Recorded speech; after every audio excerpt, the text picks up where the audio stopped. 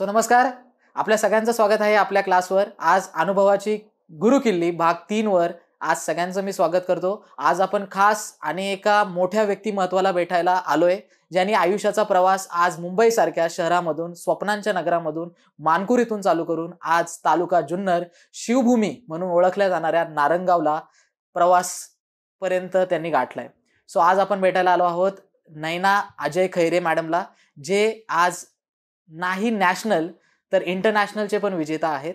आज त्यांनी नक्की हे नॅशनल इंटरनॅशनलचं पद कसं आयुष्यात काबीज केलं, कसे ते त्या पदापर्यंत पोहोचले आणि आपल्या आयुष्यामध्ये असलेल्या काही क्षणांपूर्वी किंवा काही वर्षांपूर्वी जो शून्य होता, आज त्याला एक मोठं मूल्य कसं दिलं.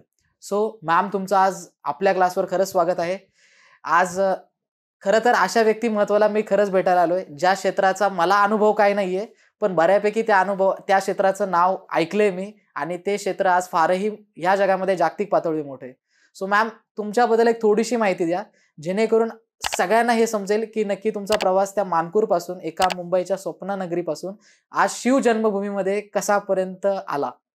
सर्वप्रथम तर जय जिजाऊ जय शिव.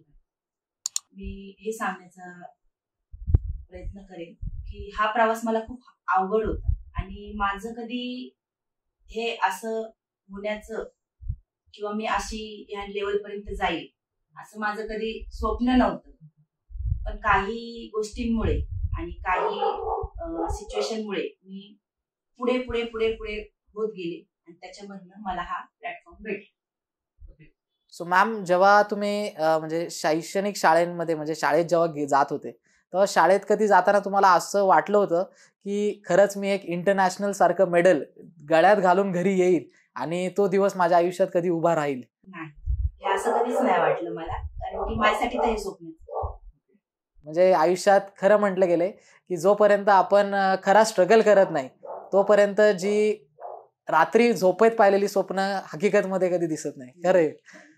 मॅम, आता हे जे इंटरनॅशनल नॅशनल तुम्ही पद मिळवलं, यासाठी नक्की मेहनत तुमच्या किती वर्षांची आहे? नक्की म्हणजे प्रॉपर किती वर्ष वर्कआउट स्ट्रगल तुम्ही केलं? माझी ह्या मेडलची मेहनत आहे 8 वर्षाची. मध्ये लॉकडाऊन मध्ये जर सोडला, लॉकडाऊन मध्ये जिम बंद असल्यामुळे त्यावेळेस माझा वर्कआउट नव्हता होत. त्याच्यानंतरचं माझं कंटिन्यू वर्कआउट वगैरे सगळं, डाएट वगैरे सगळं व्यवस्थित. 8 वर्षापासून मी फिटनेस लाईन मध्ये आहे. फिटनेसची मला खूप आवड आहे आणि जाड होणं मला कधी आवडलं नाही. ओके.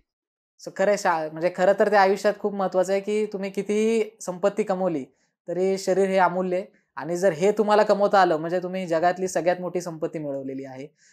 तसंच मॅमने सांगितलं की म्हणजे त्यांना शाळेय, जसे ते लहान होते शाळेत जात होते तेव्हापासून त्यांना जाड होणं म्हणजे कदाचित आवडत नसे, पण आज तो एक वाक्य म्हणजे जे त्यांनी ठरवलं होतं आयुष्यात, त्या वाक्याने आज त्यांना खरंच कुठेतरी मोठ्या लेवलला नेऊन ठेवलंय. बॉडी बिल्डिंग मध्ये त्यांनी आज नॅशनल आणि इंटरनॅशनल आज हे पद मिळवले. मागे त्यांच्या खरं तर मी आल्यावर शॉक होतो. पहिल्यांदा एवढ्या ट्रॉफ्या आणि मेडल्स बघितले. त्या मेडलचं साधारण वेट कदाचित आहे ना, म्हणजे एक अर्धा किलोच्या वरूनच आहे, 1 किलोच्या दरम्यान असेल.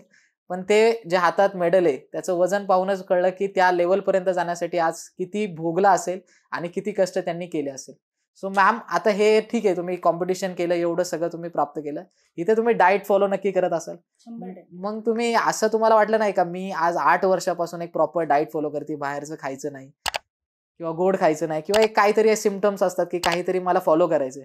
आज ह्या संपूर्ण जीवनामध्ये प्रत्येकाला वाटतं हे खावं, ते खावं, इकडे जाऊन ते टेस्ट करावं.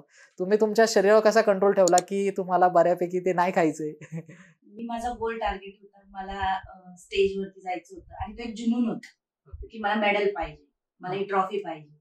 तर ते कदाचित मला कधी ते क्रेविंग झालं नाही की मी खाल्लंच पाहिजे किंवा मला हे खायला, असं नाही की कधी खाऊच शकत नाही. ते सगळं खाऊन तुम्ही डाएट वगैरे करू शकता, पण ज्यावेळेस तुमचं कॉम्पिटिशन असतं ना त्यावेळेस खूप त्रास असतो. अदरवाईज तुम्ही वर्कआउट करून नॉर्मली एकदा चीट मील वगैरे करून कंटिन्यू करू शकता. फक्त मला स्ट्रगल कॉम्पिटिशनच्या वेळेस होतं. त्या टाइमला मला ते मेडल हवं असतं. माझ्या डोक्यात फक्त तेच असतं, झोपलं का मेडल, उठलं का मेडल पाहिजे.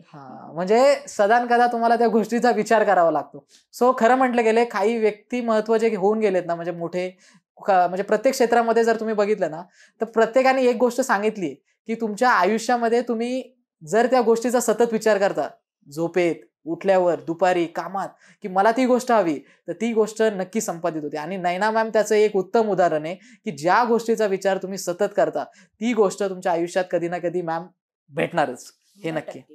मॅम बॉडी बिल्डिंगमध्ये मी माझ्या आयुष्यामध्ये म्हणजे माझे जोपर्यंत म्हणजे जे वय आता, मी अजून मुली पाहिल्या नाही की त्या क्षेत्रात आज आपल्या भागातल्या एवढ्या मोठ्या पदावर जाऊन थांबल्यात. म्हणजे इंटरनॅशनल खेळणं ठीक आहे, ते एक बाबा एक विचार करू शकतो की आपण इंटरनॅशनल खेळतोय, पण त्यात विजेता होणं आणि त्यात घरी मेडल घेऊन येणं ही जरा थोडीशी लिमिटच्या बाहेरची गोष्ट आहे. त्यासाठी डेडिकेशन म्हणा, म्हणजे आपल्या आयुष्यातले कर्म म्हणा, म्हणजे ह्या सगळ्या गोष्टींचे वर्कआउट म्हणा, स्ट्रगल म्हणा, डेडिकेशन म्हणा, हे सगळं एकत्र आल्यानंतर ही गोष्ट भेटते असं मला वाटतं. मग आता जर आपल्या क्षेत्रामध्ये जर ज्या मुली ट्राय करतात आहे की ज्यांना नॅशनल्स खेळायचे, इंटरनॅशनल्स खेळायचे किंवा बॉडी बिल्डिंगमध्ये कुठेतरी लाईफ बनवायची, त्यांनी कसं केलं पाहिजे? म्हणजे चालू ठेवलं पाहिजे, थांबलं पाहिजे? सर्वप्रथम तर मी हे सांगेल की त्यांनी स्वतःवरती कंट्रोल केलं पाहिजे. ओके. आताच्या मुलींना कंट्रोल करणं थोडं हार्ड जातं, कारण की मुलींना पार्टीज करणं, फिरायला फिरायला. जाणं, चांगलं चांगलं चांगलं खाणं, हे खाणं. सगळं कंट्रोल नाही करता येत. तर तुम्हाला जर काहीतरी करायचं तर तुम्हाला काहीतरी त्याग करावा लागणार, म्हणजे काहीतरी तुम्हाला पाहिजे नाही, त्याच्यासाठी थोडस काही गोष्टींचा त्याग करावा लागणार. तर हे मुलींनी केलं तर ऑब्विसली जाऊ शकतात ते. म्हणजे सगळ्यात महत्वाचा त्याग महत्वाचा आहे. त्याग महत्वाचा. हा, म्हणजे खरंच ते म्हटलं गेलंय अभंगांमध्ये पण काहींचा म्हणजे काही उल्लेख आहे तुकाराम महाराजांच्या पण, की त्याग हाही महत्वाचा असतो जर तुम्हाला खूप मोठं आयुष्यात शिखर गाठायचं असेल. कारण जर त्याग नाही करता आला तर आयुष्यात कोणतंच शिखर कोणालाच कधीच गाठता येणार नाही. पण त्या आज नयना मॅमचा आपल्याला त्याग दिसतो आणि त्या त्याग दिल्यामुळे आज त्यांच्या हातात एक संधी, एक मोठी अपॉर्च्युनिटी आणि सगळ्यात महत्वाचं म्हणजे आज त्यांच्या सगळ्या स्ट्रगल जो त्यांनी आयुष्यात केला तो त्यांच्यापर्यंत येऊन पोहोचलाय असं म्हणायला हरकत नाही. म्हणजे मॅम मी असं समजू शकतो की आपल्या क्षेत्रातली म्हणजे आपल्या भागांमधली महाराष्ट्रामधल्या मुली आज ह्या क्षेत्रात उतरून नाव करू शकतात आणि तेच इंटरनॅशनल नॅशनल्स खेळू शकतात. 100%. ह्याच्यातच नाही बोलू शकत मी. तुम्हाला सांगते, ज्या मुलींना स्पोर्ट्स मध्ये आवड आहे, कोणाला खो खो, कोणाला कबड्डी, कोणाला काय, स्पोर्ट्स मध्ये ज्या मुलींना आवड आहे त्या प्रत्येक गोष्टीमध्ये ते पुढे जाऊ शकतात. 100% जाऊ शकतात. बॉडी बिल्डिंगच नाही बोलत मी, प्रत्येक खेळामध्ये तुम्ही पुढे जाऊ शकता, national international level.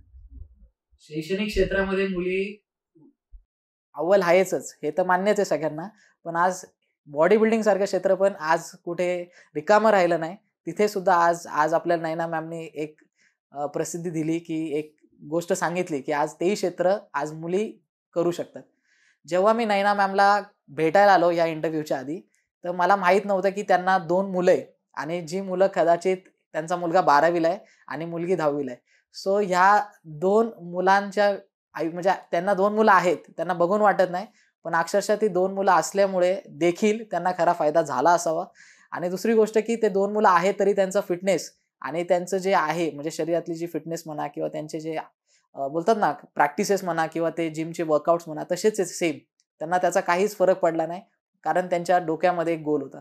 So ma'am ह्या 2 तुमच्या लेकरांचं म्हणजे ज्या म्हणजे मुलाचं आणि मुलीचं जर वर्णन करायचं झालं तर तुमच्या आयुष्यामध्ये त्यांनी सगळ्यात मोठा रोल काय प्ले केला, जेणेकरून जे इंटरनॅशनल नॅशनल तुमच्या स्वप्नात कधी आलं नव्हतं ते हकीकतमध्ये तुमच्या हातात आलं? त्यांनी मला मोटिवेशन केलं. माझ्या मुलांनी जो सपोर्ट केलाय मला तो आतापर्यंत कोणी नाही केला. मला जाणं, माझं बाहेर जाणं, माझं वर्कआउट करणं, सगळं म्हणजे घरातल्या बऱ्याचशा गोष्टी ते स्वतः मॅनेज करतात आणि त्यांना माहिती आहे की मी ह्याच्यात माझं करिअर करते किंवा मला ह्याच्यात आवड आहे, तर ते मला असं म्हणजे त्रास नाही देत. कर मम्मी तू कर. म्हणजे जर सपोर्ट पाहिजे ना तो माझ्या मुलांशिवाय मला कोणी दिला नाही. हो, मॅनेज केलं, घर मॅनेज केलं त्यांनी. मी नसताना पण त्यांनी घर मॅनेज केलं. म्हणजे एक पॉझिटिव्ह सर्कल मेंटेन केला त्यांनी. आणि खरंच त्यांची म्हणजे तुमच्या या बोलतात ना विनिंग माझं जे विनिंग आणि हे सगळं माझं जे आहे त्याचे हकदार फक्त माझी 2 मुले. ग्रेट. म्हणजे आयुष्यामध्ये आई करते हे ठीक आहे, आईने भरपूर काय केलं. म्हणजे जर आपल्या सगळ्यांच्या आयुष्याचं वर्णन केलं तर वेळेत डबा, वेळेत जेवण, वेळेत पाहिजे ती कामं आपल्या आईने करून दिली. पण त्याच आईसाठी आज ही 2 लेकरं उभी राहिली आणि ज्या आईला आज गाव ओळखत होतं त्या आईला आज संपूर्ण महाराष्ट्र ओळखतो आणि त्याच आईला आज संपूर्ण भारत नव्हे तर आज काही देशांमधली लोक ओळखतात. आणि ते फक्त त्या एका पॉझिटिव्ह सर्कलमुळे, एका मोटिवेशनमुळे, एका डेडिकेशनमुळे आणि आईसाठी पाहिलेली त्या 2 लेकरांची स्वप्न म्हणा, त्यामुळे आज आई आज जागतिक पातळीवर फेमस आहे. मॅम जेव्हा तुम्ही वर्कआउट चालू करायचे म्हणजे जिम जो 8 वर्षाचा तुमचा काळ होता, त्या 8 वर्षामध्ये तुम्हाला कधी असं घरी कोणी इंटरव्ह्यू घ्यायला आलं नसेल, कधी कोणी ऑटोग्राफ मागितला नसेल किंवा कधी कोणी सेल्फी पण घेतली नसावी. नाही. पण जेव्हा हे इंटरनॅशनल नॅशनल तुम्ही जे ट्रॉफीज किंवा जे मेडल्स तुम्हाला भेटले, म्हणजे त्या बॉडी बिल्डिंग मध्ये तुम्ही एक इंटरनॅशनल पटकवलं, त्यानंतरचा नक्की काळ कसा होता? म्हणजे आधीच्या काळाचं वर्णन केलं आणि आताच्या काळाचं वर्णन केलं. त्याच्यानंतरचा जो काळ आहे तो अगदी मला सेलिब्रिटीचा लुक हे झालेला आहे, म्हणजे टोटल सेलिब्रिटी. कारण की मी आता जिथं पण जाईल तिथं बऱ्यापैकी मला चांगली लोक ओळखतात. मग थोडक्यात ऑटोग्राफ, मग मॅडम एखादा फोटो, तुमचा एखादी पोज द्या, बायसेकची पोज द्या. बाकी मग ओपनिंग वगैरे असतात, मग त्याच्यात पण आपल्याला कटिंग साठी वगैरे बोलवतात. म्हणजे फेम चांगला भेटलाय मला. Yes, great. म्हणजे खरंच आज कुठेतरी त्या 2 पिक्चरचा जर उल्लेख केला तर आपल्याला खरं साधारण हा पिक्चर चांगला वाटतो. प्रत्येकाने आयुष्यामध्ये मी हेच सांगेल प्रत्येकाला की आधीचा काळ आपला थोडासा डोळ्यासमोर आठवा आणि नैना मॅम सारखं स्ट्रगल आणि थोड्याशा लाईफमध्ये थोड्याशा गोष्टींचा त्याग करा, काही गोष्टींचा त्याग करा. आणि तो जो नंतरचा जो पिक्चर आहे, जो आज मॅमने सांगितला, सेलिब्रिटी लुक आला मॅमला ऑटोग्राफ विचारतात, ओपनिंगसाठी विचारतात, कारण त्यांनी तो 8 वर्षाचा स्ट्रगल केलाय. 8 दिवसात कोणतीही मोठी गोष्ट होत नाही किंवा 8 महिन्यात कोणती गोष्ट होत नाही. त्यासाठी दिवस द्यावे लागतात, स्ट्रगल करावा लागतो आणि डेडिकेशन म्हणजे सतत ती गोष्ट झाली पाहिजे, तर तुम्ही त्या शिखरापर्यंत पोहोचाल. मॅम, आता याच्यानंतर तुमचा लुकआउट काय? म्हणजे आता तुम्ही इंटरनॅशनल तर खेळले, पुढे तुमची तयारी नक्की कशी आहे? माझी नेक्स्ट जी तयारी असणार, आता माझं नॅशनल इंटरनॅशनल झाल्यामुळे मी सध्या लगेच नाही कुठलं कॉम्पिटिशन टार्गेट करत. मी 1 वर्षाने, म्हणजे 1 वर्षाची टार्गेट करणार. त्यात मी आता याच्यापेक्षा पुढचं म्हणजे ऑलिम्पिया वगैरे त्या लेवलचे कॉम्पिटिशन टार्गेट करणार. ओके. म्हणजे आता मॅम ऑलिम्पियासाठी खेळतात आहे. सो एक खूप चांगली गोष्ट आहे की मॅमने आज कुठेतरी पहिले साधे कॉम्पिटिशन्स खेळलेत, त्यानंतर मोठे, त्यानंतर नॅशनल्स खेळलं, त्यानंतर इंटरनॅशनल खेळलं आणि आज ऑलिम्पियासाठी मॅम तयारी करतात आहे. तर प्रत्येकाच्या आयुष्यात सुद्धा प्रत्येकाने छोट्या गोष्टीपासून सुरुवात झाली असावी नसावी तर ती चालू करा आणि एक स्टेप पुढे जाण्याचा प्रयत्न करा, जसं नैना मॅमने आज स्टेप फॉरवर्ड केले. ओके, छोट्या कॉम्पिटिशन पासून मॅम कदाचित तुमची सुरुवात तिथूनच झाली. ओके, सगळ्यात छोटं कॉम्पिटिशन तुम्ही कुठे जिंकलात नक्की? लोणावळ्याला तुमचा म्हणजे खरी सुरुवात तिथून झाली, ट्रॉफीची सुरुवात. म्हणजे पहिली ट्रॉफी मॅमला लोणावळ्यापासून आली. कदाचित जे आपल्या जवळ आहे, आपण जिथे पर्यटन म्हणून बोलतो ना, काही दिवस घालवायला जातो, सुट्ट्या घेऊन तिथे फिरायला जातात लोक, आणि त्याच डेस्टिनेशन पासून, त्याच लोणावळ्यासारख्या परिसरामधून मॅमने आयुष्याची आज मोठी सुरुवात झाली ती खरं तर. ओके मॅम, आता जी मुलं शाळेत जातात आहे, म्हणजे खो खो खेळतात किंवा इतर काही खेळ खेळतात, मुलं म्हणा, कॉलेजेस करतात किंवा जे आता करिअर म्हणजे स्ट्रगल चालू आहे त्यांच्या लाईफमध्ये, त्यांना आता अभ्यासामधून थोडा वेळ नाही भेटत. क्लासेस म्हणा, त्याच्यानंतर इंटर्नशिप्स म्हणा, त्यानंतर कॉलेज स्कूल म्हणा, टाइमच नाही भेटत. घरी आले का होमवर्क करणे, अभ्यास करणे. यांनी ह्या जी मुलं आहे, जी 18च्या आपल्या खाली 12वी पर्यंतची, यांनी नक्की स्ट्रगल कसा केला पाहिजे? आणि दुसरी गोष्ट म्हणजे स्ट्रगल म्हणजे आयुष्यात एम कसं गाठलं पाहिजे, आणि ते एम गाठत असताना त्यांच्या करिअरमध्ये हे फिटनेस कसा मेंटेन ठेवला पाहिजे? आता सध्या मुलांचं खूप धावपळ, शिक्षण, क्लासेस, तसं तुम्ही बोलले ते अगदी बरोबर बोलले की त्यांच्या ह्या सगळ्या धावपळीमधून त्यांना स्वतःच्या शरीराकडे लक्ष द्यायला टाइम भेटत नाही, अजिबात भेटत नाही. तर मला तरी असं वाटतं सकाळी ते जेव्हा उठतात सकाळचे, तर त्यांनी घरच्या घरी थोडे पुशअप, पुलअप्स, डिप्स मुलांनी मारले तरी त्यांचं फिटनेस हा मेंटेन राहील. आणि पुढचं म्हटलं तर गोड हे ते त्यांनी थोडं खाल्लं नाही पाहिजे. आताच्या मुलांना कसं आहे, घरचं खाणं नको, burger, pizza, cold coffee, cafe मध्ये जाऊन बसणे आणि कॅफेतले फूड खाणे हे त्यांचं खूप आवडीचं झालेलं आहे. आता हे कॅफे मधलं खाणं त्यांना समजत नाही की हे खूप चांगलं नाही शरीरासाठी. ऍक्च्युली मुलं काय करतात, ते पण खातात, वर्कआउट पण नाही करत, त्यामुळे त्यांची हेल्थ चांगली राहते. मला काय म्हणायचं की त्यांनी थोडासा दिवसभरातून एक अर्धा तास तरी मला असं वाटतं का काढू शकतो, जर ठरवलं तर काढू शकतो. त्यांनी जर ठरवलं की नाही मला अर्धा तास भेटणार आणि मी जाऊन जिम मध्ये वर्कआउट करणार, तर करू शकतो. माझा मुलगा पण 12वीला आहे, सगळं करतो, पण एक तास जिमला तो जातो म्हणजे जातो, काहीही असो, पूर्ण डेडिकेटेड. कॉलेजहून येणार, क्लासला जाणार, क्लासहून येणार, बॅग ठेवणार, जिमला जाणार, जिमवरतून येणार, आला का अर्धा तास तो जाणार.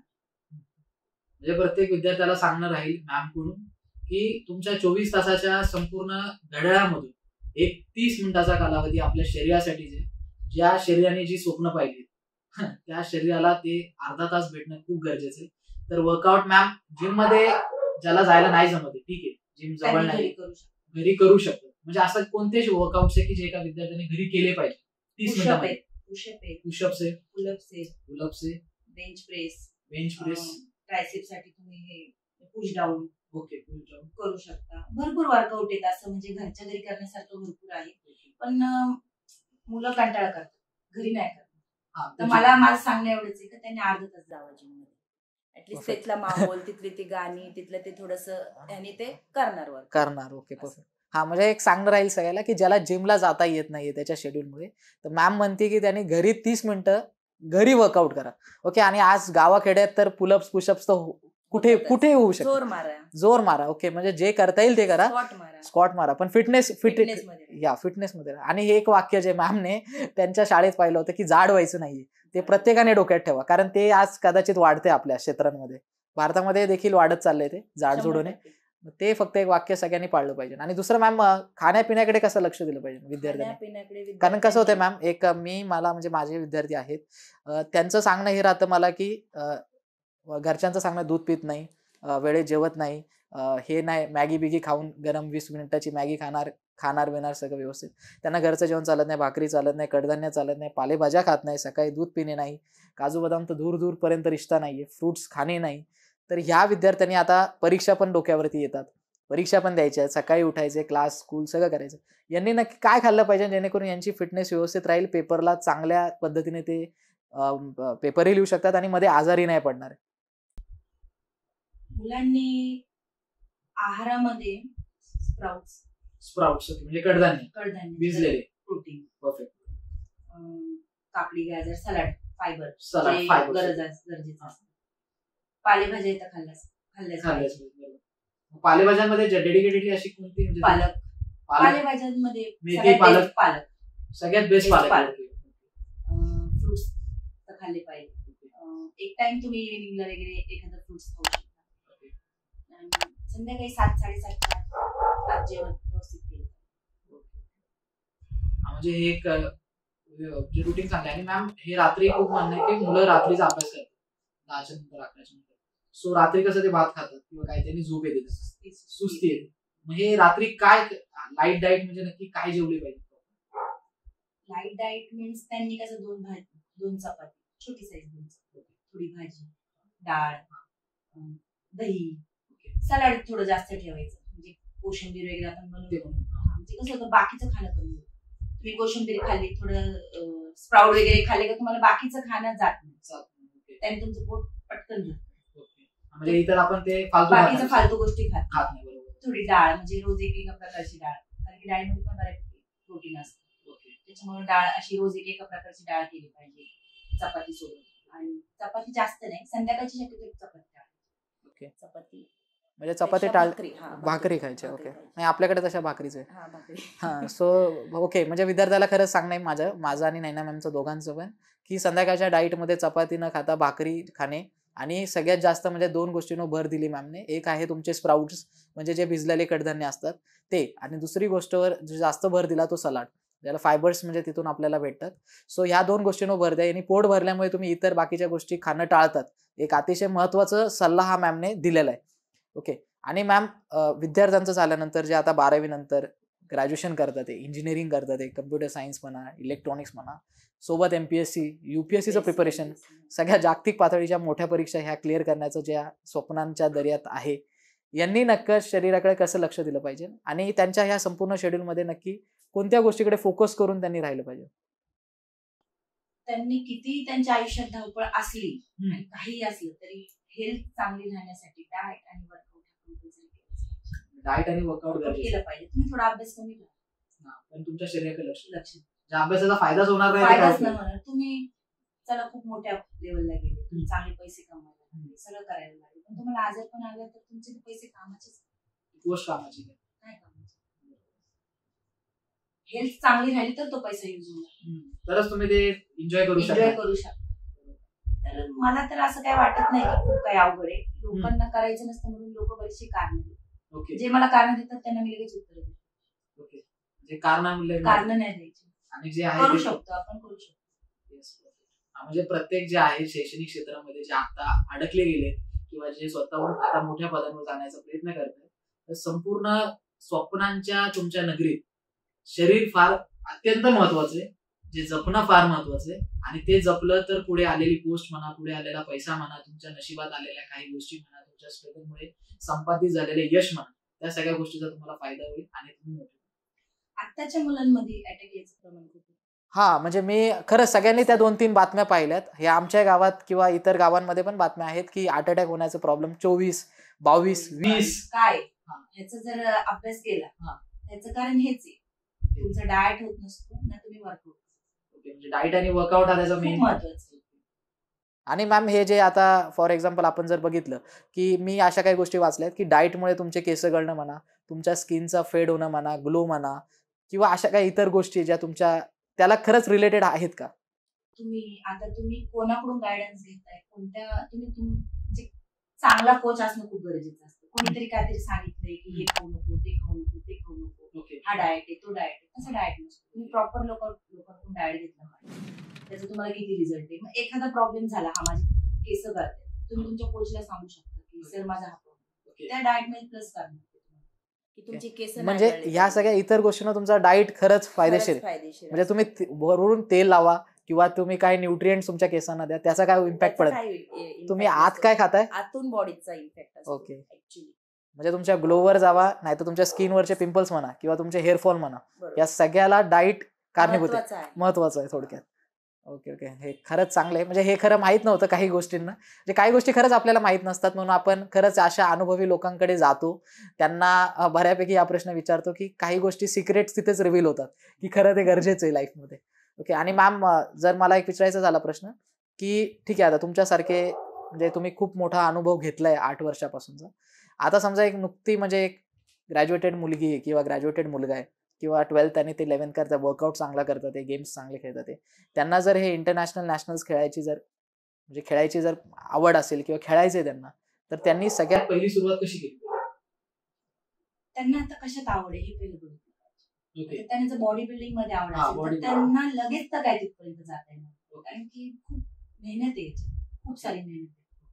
म्हणजे त्याच्यात मसल मॅच्युअर व्हायला 2-3 वर्ष जातात. म्हणजे वर्षानुवर्ष बॉडी बिल्डर लोक जिम करतात, डाएट करतात, जिम करतात, डाएट करतात, तेव्हा जाऊन कुठे त्यांचं थोडं स्टेजवरती प्लेसिंग वगैरे बसतात. लगेच तर कुठली गोष्ट पॉसिबल नाही.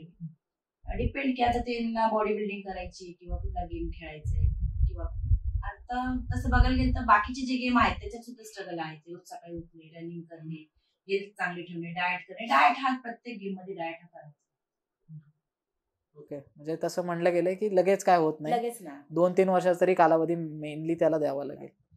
ओके. आणि मॅम आता जे रिटायर्ड आहे, खरं तर ती संख्या आपल्याकडे भरपूर आहे. आज सर्व्हिस घेऊन रिटायर्ड झालेले व्यक्तिमत्व आपल्याकडे भरपूर आहे. आता यांना आता दुखणीत असणारेच, गुडघ्या दुखं म्हणा किंवा म्हणजे सगळे शरीरातल्या इतर भागांना यांनी कसं आपलं फिटनेस आता मेंटेन ठेवलं पाहिजे, कारण आधी तर त्यांनी केलं नाही, आधी केलं असतं तर हा दिवस आला नसता. सो आता त्यांनी नक्की ह्या 50 वयात किंवा 55 वयात वॉकिंग किती डिस्टन्स केलं पाहिजे, खाल्लं काय पाहिजे, हे म्हणजे त्यांच्यासाठी काय टिप्स? त्यांच्यासाठी टिप्स म्हटलं तर एज झालेले लोक आहेत जे वयस्कर, त्यांनी वॉकिंग म्हणजे कार्डिओ, थोडक्यात चालणं हे त्यांनी कंटिन्यू ठेवलं. सकाळ संध्याकाळ स्टेअर्स चढणे. ओके, म्हणजे वॉकिंग सोबत शिड्या चढणे उतरणे. तर त्यांना तर गुडघ्याचा त्रास असतो, तर थोडं त्यांनी हळूहळू आज एक शिडी चढली, उद्या दुसरी चढली, त्याच्यामध्ये कसं होणार, त्यांची स्ट्रेंथ वाढणार. ओके. आणि ते करून करून त्यांचं दुखणं हे आपोआप निघून जाणार. ग्रेट. म्हणजे वॉकिंग तर करतात बरेच जण, पण स्टेअर्स चढणं नाही करत. केलं पाहिजे, थोडं पकडून थोडं एक स्टेअर चढली, खाली उतरली, परत एक चढली, खाली उतरली. आज एकच चढा, एक महिनाभर एकच चढा, दुसऱ्या महिन्यापासून 2 चढा, म्हणजे हळूहळू स्ट्रेंथ वाढणार. आणि थोडंसं खाण्यापिण्यावरती लक्ष दिलं पाहिजे, कारण की वय झाल्यानंतर कसं असतं, आपल्या शरीरातल्या बऱ्याचशा गोष्टी कमी, तर त्यांनी कसं थोडंसं ड्राय फ्रुट्स, दूध, स्वीट्स नाही खाल्लं पाहिजे. आपला रेग्युलर आहार, टाइम टू टाइम, आणि सगळ्यात मेन म्हणजे बॉडीला रेस्ट, आराम. हा, मग आता हे जे वयस्कर लोक म्हणजे 50 इयर्स क्रॉस केले, 50 वर्ष ज्यांनी क्रॉस केली, यांनी रात्री म्हणजे जेवले प्रॉपर पाहिजे की थोडं लाईट केलं पाहिजे? थोडं लाईट केलं. आणि टायमिंगच्या खूप लेट नाही, 8 पर्यंत, 7:30-8 पर्यंत जेवून घेतलं. आणि ते जेवल्यानंतर राऊंड मारला पाहिजे. राऊंड मारला पाहिजे. थोडी भूक लागणार, झोपताना तुम्हाला भूक लागणार, कारण की तुम्ही लवकर जेवता म्हणल्यावरती जर झोपायचं टायमिंग लेट असेल, 10 असेल, 10:30 असेल, त्या टायमिंग पर्यंत 100% भूक लागते. दर 2 तासांनी आपली बॉडी खाण्यामध्ये असते. ओके. तर त्यावेळेस त्यांनी एखादं ऑरेंज किंवा ऍपल फ्रुट्स खाल्ले आणि मग झोपलं. ओके. आणि मॅम हे रेग्युलर म्हणजे माझ्या संपूर्ण ओळखीतल्या लोकांमध्ये किंवा प्रत्येक घरामध्ये चहा पिण्याची संख्या इकडे विचित्र आहे खरं सांगायला गेलं तर. 100%. सकाळ, दुपार, संध्याकाळ, संध्याकाळ. रात्री ते अक्षरशः 7:30ला 8ला सुद्धा चहा पिणार करून. हे नक्की चहा पिण्यावर तुमचं नक्की काय पॉइंट आहे आणि नक्की काय प्रॉब्लेम होतो आपल्या शरीरामध्ये चहा पिल्याने? चहा पिणं हे आपल्या इकडचे सगळे ऍडिक्टेड आहेत की त्यांना पहिला उठला का चहाच लागतो. बरोबर. मी पण आधी होते. असं ओके. नाही की मी पण म्हणजे तो आधी चेंज होते. केलाय तुम्ही. हो, म्हणजे चेंज मी होऊ change शकतं. केलंय. चेंज होऊ शकतं. 100%. तर तुम्ही चहाच्या ऐवजी सकाळी कॉफी पिऊ शकता. तुमच्या सवयी बदलू शकता. ओके. सगळ्यात महत्त्वाचं तुम्ही तुमच्या सवय बदलू शकता. बनवू शकतो. चहाच्या ऐवजी तुम्ही कॉफी पिऊ शकता. आणि 3 टाइम पाहिजे काही गरज नाही. हा, म्हणजे 3 तुम्ही टाइम काय पाहिजे डेली एक पिला तरी काय हा, हरकत नाही. सुरुवात तुम्ही हळूहळू करा. सुरुवात तुम्ही ब्लॅक टी पासून करा. ब्लॅक टी पासून. ब्लॅक टी पासून करा. शुगर कमी टाका, थोडे लिंबू टाका. हेल्थसाठी पण चांगले. ओके. ब्लॅक टी पासून सुरुवात करा. कारण की एकदम चहा बंद करायला लावलं तर ते नाही होणार, कोणालाच नाही होणार. ओके. हळूहळू सुरुवात करा. हा. मग त्या ब्लॅक टी वरून हळूहळू कॉफी वरती. कॉफी तर बेस्ट. ग्रेट. आणि दिवसभरातून किती वेळा ड्रिंक घेतली पाहिजे म्हणजे ती कॉफीची किंवा चहाची? एकदा की 2 टाइम. 2 टाइम ठीक आहे ना? नॉर्मल आहे. Morning evening. मॉर्निंग. आणि विद्यार्थ्यांनी चहा पिला पाहिजे की नाही? नाही, अजिबात नाही. हा, म्हणजे चहामध्ये खूप कॅलरीज असतात. ऍक्च्युली लोकांना माहित नाहीये हा. की एका चहामध्ये कमीत कमी 200च्या दरम्यान कॅलरीज असतात. 150 ते 200. 150 ते 200 कॅलरीज. कॅलरीज. आणि तेच म्हणजे जर आपण जेवलो, म्हणजे समजा मी एक टाइम जेवलो, 2 चपाती खाल्ल्या, तेच जे 2-3 चपात्यांचे कॅलरीज तुम्ही एका चहामध्ये घेता आणि जे ऑफिस मध्ये जे काम करणारे, ओके. जे लॅपटॉप समोर हा, म्हणजे कंटिन्यू काम IT इंडस्ट्री एक्झॅक्टली, त्यांचं कसं असतं, थोडा वेळ झाला आला चहा, आला चहा. सगळीकडं कुठेही जा तुम्ही, सगळीकडं चहा हा सारखा येतो. पण ते तुम्ही किती कॅलरीज घेताय हे तुम्हाला कळत नसतं. ते बर्न पण नंतर करायला टाइम लागतो आणि ते तुम्ही करत पण नाही ना. एका जागेवरती बसून चहाच पिता. ओके. म्हणजे हे जेवढे IT वर्कर्स आहेत किंवा जे एक जागेवर बसून काम करतात ते, सो चहा म्हणजे ही गोष्ट आहे की जी तुमच्या शरीराला थोडीशी घातक आहे, जी बऱ्यापैकी हळूहळू, मॅमने सांगितलं लगेच बंद नाही होणार, पण नाही ना. आमचं म्हणणं आहे की थोडंसं स्विच करून करा हे ते मग त्याने तुम्हाला खरंच त्याच्यामध्ये काहीतरी रिझल्ट भेटू शकतो. आणि मॅम चहा पिल्याने असे कोणते आजार आहे जे होतात बाबा बऱ्यापैकी तुम्हाला जे माहिती? डायबिटीज. ओके. म्हणजे हे होण्यासारखंच आहे. शुगर. ओके. ग्रेट. आणि बाकीच्या मॅम अजून इतर टिप्स काय देणार तुम्ही तुमच्या क्षेत्रामध्ये? कारण तुमच्या क्षेत्रामध्ये जो अनुभव 8+ किंवा 10+ तुम्हाला आहे, तर हा अनुभव खूप मोठा असतो. आणि तुमच्या लाईफमध्ये आता ह्या क्षेत्रामध्ये जे इतर लोक आहे, आज वर्कआउट करा म्हणा, म्हणजे वर्कआउट करतात ते, किंवा कोणत्या खो खो कबड्डीसाठी नॅशनल्स खेळणारे किंवा स्टेट खेळणारे ॲथलेटिक्समध्ये भरपूर मुलं आहेत आपल्या महाराष्ट्रातली सुद्धा. सो यांना नक्की तुम्ही शेवटचे टिप्स काय देणार की जेणेकरून ते विद्यार्थी आज त्यांच्या यशापर्यंत पोहोचतील? टिप्स म्हटलं तर कसं आहे की वर्कआउट करतो ना ज्यावेळेस, आता मी बऱ्याच ठिकाणी जाते, बऱ्याच ठिकाणी गेलं का मुलगा सोबत असला का सगळ्यांना असं वाटतं भाऊच.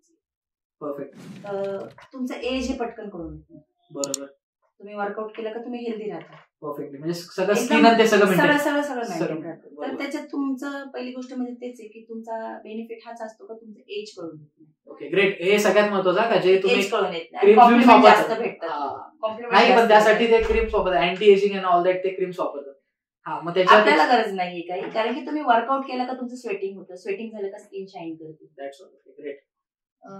तर मला तेवढं हे की बाबा तुम्ही हेल्दी पण राहता, तुमचं एज पण कळत नाही आणि बस तेवढंच. ओके. म्हणजे सगळ्यात महत्त्वाचं की वर्कआउट प्रत्येक क्षेत्रामध्ये कोणी असेल, तुम्ही कोणत्याही खेळामध्ये असाल, कोणत्याही कॉम्पिटिशनसाठी तुम्ही तयारी करत असाल, तर मेनली वर्कआउट आहे.